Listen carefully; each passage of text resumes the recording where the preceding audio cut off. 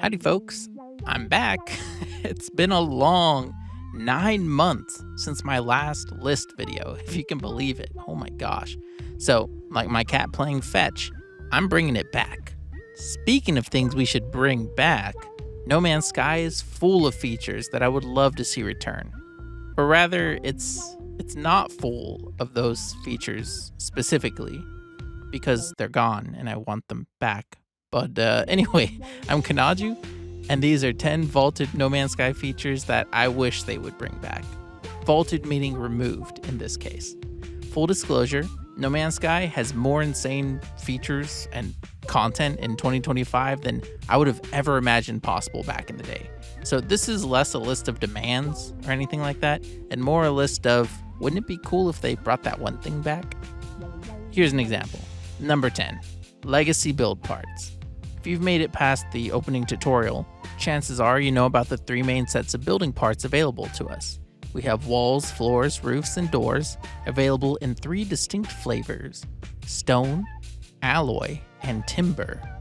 If you started playing No Man's Sky anytime after September 1st, 2021, you may be surprised to know that there are actually 3 other complete sets of building parts: concrete, metal, and wooden. These were introduced in 2018's next update and served as the primary base parts until they were replaced with the current triad in 2021.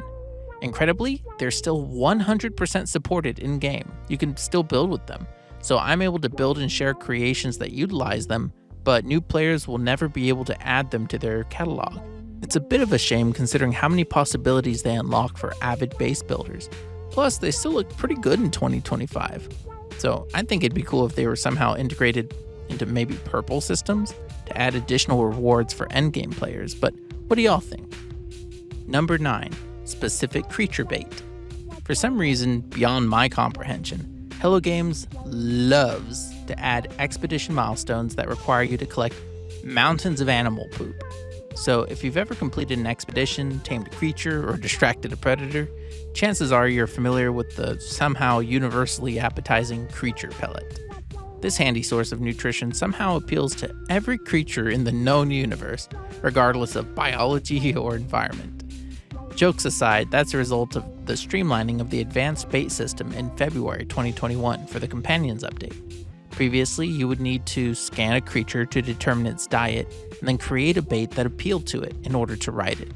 However, with the advent of creature companions, the system was streamlined to make interacting with wild creatures easier. Personally, I actually think it was a great gameplay change. It lowered the barrier to entry for a whole host of related features and required less inventory space than the previous system. However, I do miss the believability that came with different creatures having different diets. The old system rewarded research and preparation, making creature wrangling more of a specialized field. Nowadays, we have hundreds of food recipes, with each item having different effects when consumed. So considering we can feed our companions, I wonder if a similar system could be integrated with fauna. Imagine if your companion had a favorite food or a favorite treat that boosted their happiness to full. Or what if there was a food that temporarily increased their riding speed or aggression? Imagine tossing a bunch of enraging food into a herd of wild space cows. Wonder if they'd turn on the planet's predators. Or maybe there's a laxative that increases poop output for those tedious expedition milestones. Or a food that increases milk output if you have a farm. We have specialized bait for catching fish now, which is cool. So I think it'd be interesting to see a little more depth added to creature feeding as well. Maybe I'm overthinking it though. Number 8, variable ruins. This is a simple one. Back in the day, these archaeological ruins with the keys and the chest and all that, they used to have a bit more variety to them. Ruins could be buried at varying depths, including not being buried at all.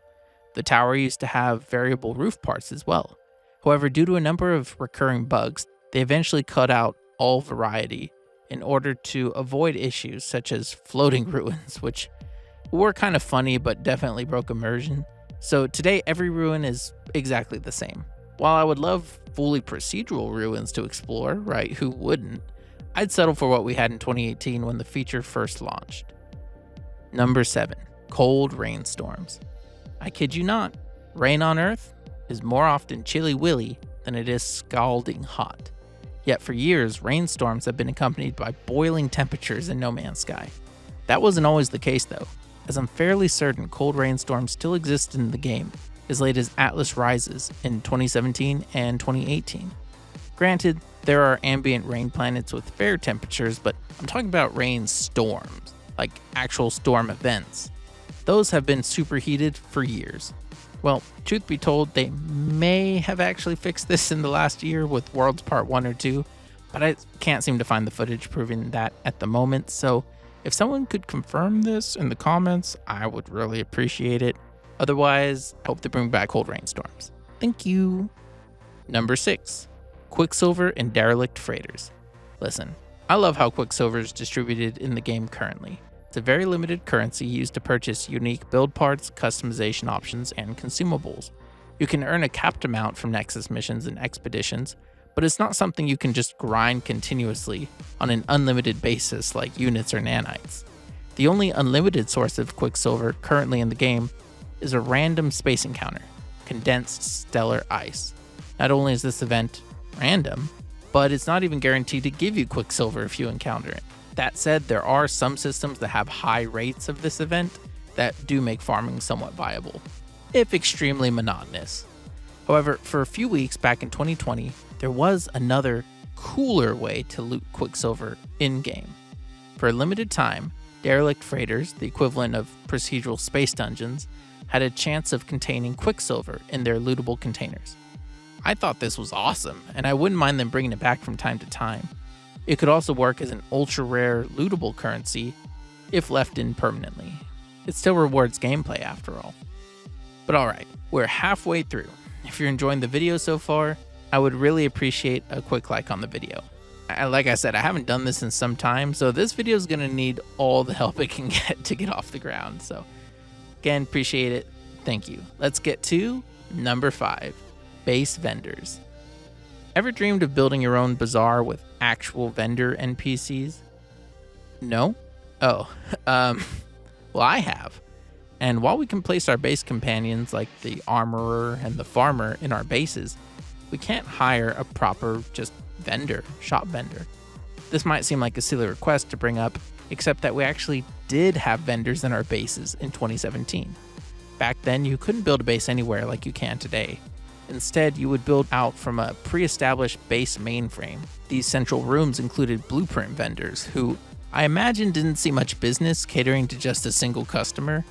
These vendors were replaced with the blueprint analyzer in 2018's Next. And nowadays, we can place trade terminals at our leisure.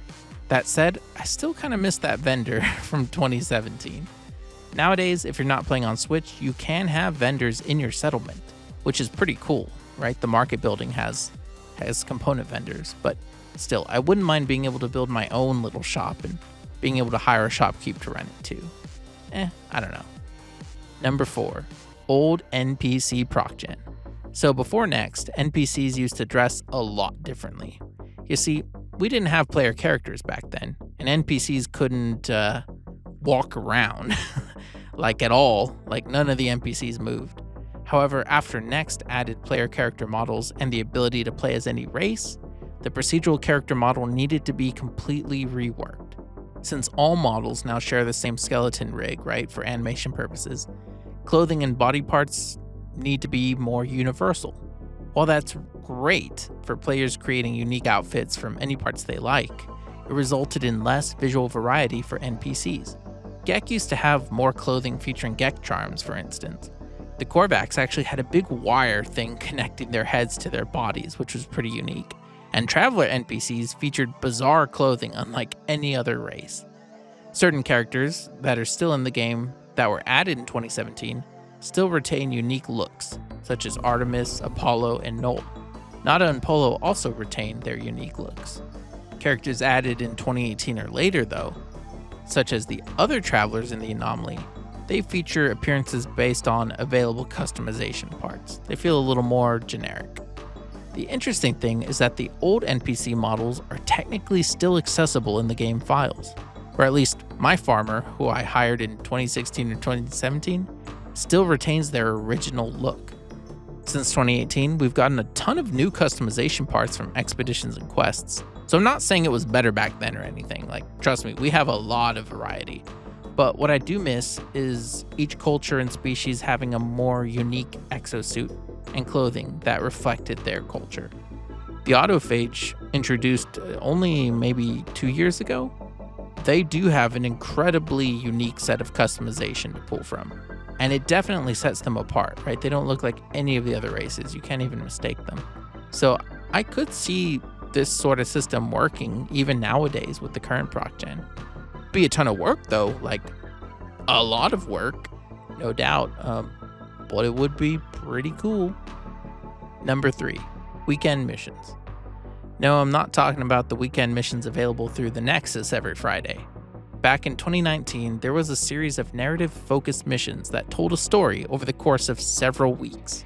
It featured some interesting lore and novel NPC interactions, and sometimes certain travelers would be missing from the anomaly, right? On certain weeks, certain days, with the other travelers commenting on their disappearance or return. It was genuinely interesting. But I'm not saying we should do that again. You know, timed events are difficult. Rather, I think the story told was interesting enough that it could be its own quest in the current game. There's a lot that happened that might interest players of the last 5 years, such as why Ariadne is mentioned on Sentinel Pillars, for example. It'd be a lot of work, and I'm not sure how it would fit into continuity, right? Where would you even place this quest? But it does seem a shame to leave so much lore and honestly interesting ideas inaccessible to most players. Number 2, expeditions. Okay, this one's a bit cheeky, but expeditions are the mother of all vaulted content. These are full campaigns with unique stories, gameplay elements, and rewards that are only ever available for a limited time. I love expeditions. I think they're nifty. I would love if they rotated in old ones more often. However, the logistics of that simply aren't practical. At time of writing, there are currently 18 past expeditions, not counting Redux and variant versions. That's 18 unique campaigns that would need to be balanced and checked for bugs after every major update.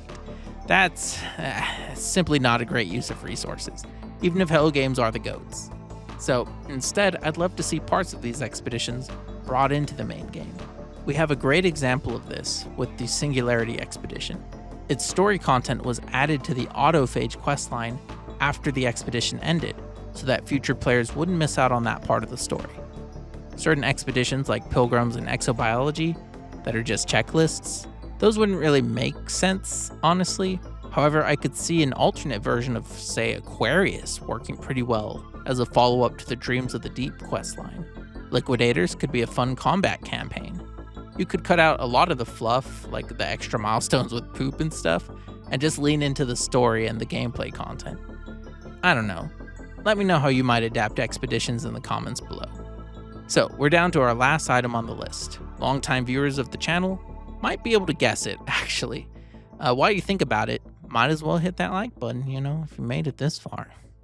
Anyway, number 1, the Galactic Commission Station. I will never shut up about the Galactic Commission Station. I will never let it go. For those of you who didn't play No Man's Sky between summer 2018 and summer 2019, the Galactic Commission Station was the equivalent of the Nexus, but on your freighter bridge. It was a mission board where you and your friends could take on multiplayer missions together. I loved it because my buddy and I could play co-op without worrying about some rando joining our squad. No offense to randos, sometimes they're real ones, fair enough, but sometimes I just want to go on an adventure with my friends, So I miss it. I miss the Galactic Commission Station. I think it provided an excellent alternative source of both gameplay and rewards. Plus, it just felt so badass to stand on your bridge, accept a mission, and then fly down to the planet with your buddy to blow up a depot or something. I could also see it functioning as like a guild hall or a similar job board being exclusive to player settlements.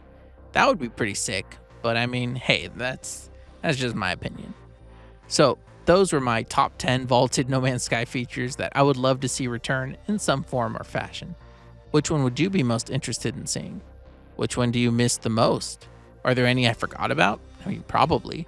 Share your thoughts in the comments below. And thanks for taking the time to watch my first list video in over 9 months. The school year is over, so look forward to more regular content finally over the summer. I'm back for real this time. Huge thanks to my valued members of the channel who are probably the most patient people on the face of this earth. Thank you for your support. If you're interested in witnessing my return and you're new to the channel, please consider subscribing. I'm almost to 50K, which is insane considering how negligent I've been. But I'm glad to be back, and I'll do my best to earn that 50K this summer. So thank you y'all. Thanks y'all. And I'll see you in the next video. Bye.